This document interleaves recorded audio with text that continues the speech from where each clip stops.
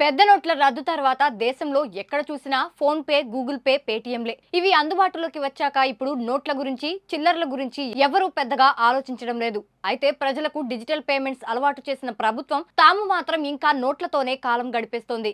ఇంకా చాలా ప్రభుత్వ విభాగాల్లో ఇంకా ఫోన్ పే, గూగుల్ పేలు అందుబాటులో లేవు. ఈ నేపథ్యంలో దేశంలో అతిపెద్ద సంస్థ అయిన రైల్వే మాత్రం డిజిటల్ పేమెంట్స్ కు పూర్తిగా మారుతున్నట్లు ప్రకటించింది.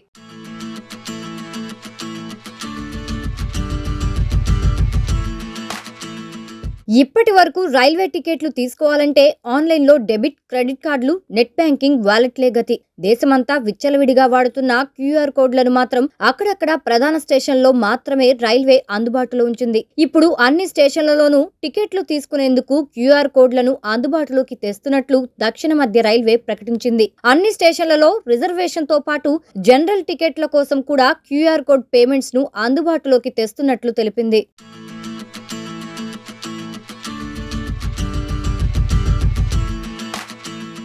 ఇక ప్రతి రైల్వే స్టేషన్లోనూ జనరల్ లేదా రిజర్వేషన్ టికెట్ కావాలంటే కౌంటర్ల దగ్గర ప్రయాణికులు తమ ప్రయాణ వివరాలను చెబితే కంప్యూటర్లో ఎంటర్ చేసుకుంటారు. అనంతరం కౌంటర్ బయట ఉంటే క్యూఆర్ కోడ్ డివైస్ లో కోడ్ కనిపిస్తుంది. దీనికి ఫోన్ పే, గూగుల్ పే వంటి యూపీఐ యాప్స్ ఓపెన్ చేసి పేమెంట్ చేస్తే వెంటనే టికెట్ ఇచ్చేస్తారు. దీంతో ప్రధానంగా ప్రయాణికులతో పాటు రైల్వే సిబ్బందికి సమయం ఆదా అవుతుందని అధికారులు వెల్లడించారు. అలాగే చిల్లర తీసుకెళ్లాల్సిన బాధ కూడా తప్పనుంది. దక్షిణ మధ్య రైల్వే పరిధిలో మరికొన్ని రోజుల్లోనే ఈ సదుపాయం అందుబాటులోకి తెస్తారు.